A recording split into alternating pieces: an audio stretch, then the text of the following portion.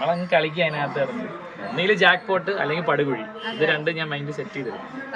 അവിടെ കിടന്ന് കരഞ്ഞ് മെഴുകി മൂക്കൾ വീഞ്ഞ് അവര് പ്രേമിക്കുകയോ കെട്ടുവോ കുട്ടികളാവോ എന്തെന്ന് വെച്ചായിക്കോട്ടെ. എങ്ങനെയുണ്ടായിരുന്നു ജാസ്മിൻ ഗബ്രി ആ ഒരു കൂട്ടുകെട്ടൊക്കെ ഉണ്ടല്ലോ, വല്ല കാര്യമാണ്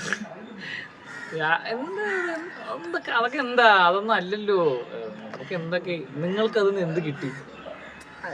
രണ്ടുപേര് സംസാരിക്കുന്ന ഒരു ടി വിയിൽ കാണുമ്പം നമുക്ക് എന്തെങ്കിലും ഇൻപുട്ട് കിട്ടണം. ഇപ്പം ലെറ്റ്സ് സേ ഞാനും അല്ലെങ്കിൽ നമുക്ക് അവിടെ രണ്ട് അഭിഷേകമാര് തമ്മിൽ ചർച്ചയുള്ള രണ്ട് വിഭിന്നമായ ചിന്താഗതികളുള്ള രണ്ടുപേര് തമ്മിൽ സംസാരിക്കുമ്പോൾ അത് കാണുന്ന ഓഡിയൻസിന് കിട്ടേണ്ടത് അതിൻ്റെ ശരികളും തെറ്റുമാണ്. ഇപ്പം LGBT കമ്മ്യൂണിറ്റിയെ കുറിച്ച് ഒരാൾ സംസാരിക്കുമ്പോൾ അതിൻ്റെ അഡ്വാൻറ്റേജസ് എന്തൊക്കെയാണ്, അപ്പം മറ്റേ നമ്മുടെ അഭിഷേകിന് മറു അഭിപ്രായം ഉണ്ടെങ്കിൽ അവൻ്റെ പോയിന്റുകൾ എന്താണ്, ഈ ചർച്ചയിലേ കിട്ടേണ്ട. അല്ലാതെ അവിടെ കിടന്ന് കരഞ്ഞ് മെഴുകി മൂക്കൾ വീഞ്ഞ് കെട്ടിപ്പിടിച്ച് ഐ ലവ് യു ആദ്യം ഐ ലവ് യു ഇല്ല കെട്ടാൻ പറ്റും. ഈ കഥയിൽ നിന്ന് മനുഷ്യന്മാർക്ക് എന്താ കിട്ടുന്നത്?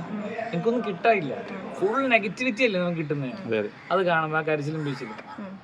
അപ്പൊ അത് നമ്മൾ വർത്തമാനം പറയാതിരിക്കുക എന്നാണ് എൻ്റെ ഒരു അഭിപ്രായം. അവരുടെ വഴിക്ക് വിടുക. അവര് പ്രേമിക്കുകയോ കെട്ടുവോ കുട്ടികളാവോ എന്തെന്ന് വെച്ചായിക്കോട്ടെ, നമ്മളൊന്നും നോക്കരുത്. ഇപ്പൊ ലാസ്റ്റ് പറഞ്ഞിട്ടുണ്ടായിരുന്നു, ഗബ്രി പറഞ്ഞു എനിക്ക് കല്യാണം കഴിക്കാൻ താല്പര്യമില്ല. അപ്പൊ ആദ്യം തൊട്ട് അതല്ലേ പറയുന്നത്, കല്യാണം കഴിക്കാൻ താല്പര്യമില്ലെന്ന്. പ്രേമമാണ് പക്ഷെ കെട്ടാൻ പറ്റൂല, സ്നേഹമാണ് പക്ഷെ കെട്ടാൻ പറ്റൂല. ജാസ്മിൻ എന്നെ തകർക്കാൻ പറ്റും പക്ഷെ കെട്ടാൻ പറ്റൂല. എന്തുവാണോ? ഓക്കെ, ബിഗ് ബോസിന് പുറത്തിറങ്ങിയവരൊക്കെ പോയി കണ്ടിരുന്നു. പൂജയെ കണ്ടായിരുന്നു? പൂജയെ കണ്ടേ? എങ്ങനെയുണ്ട് ഇപ്പൊ ഹെൽത്ത്? എങ്ങനെയുണ്ട്? പൂജ കുഴപ്പമില്ല, റിക്കവർ വരുന്നുണ്ട്. നടന്നു തുടങ്ങി പൂജ, വളരെ പതിയെ നടക്കാൻ പറ്റുന്നുണ്ട് ഇപ്പൊ. പക്ഷെ പൂജയും ഹാപ്പിയാണ് ആക്ച്വലി. കാരണം നമ്മൾ വെളിയിൽ ഇറങ്ങിയപ്പോൾ കിട്ടിയ ഒരു റിസപ്ഷൻ ഉണ്ടല്ലോ, ഭയങ്കര ഹാപ്പിയാണ്.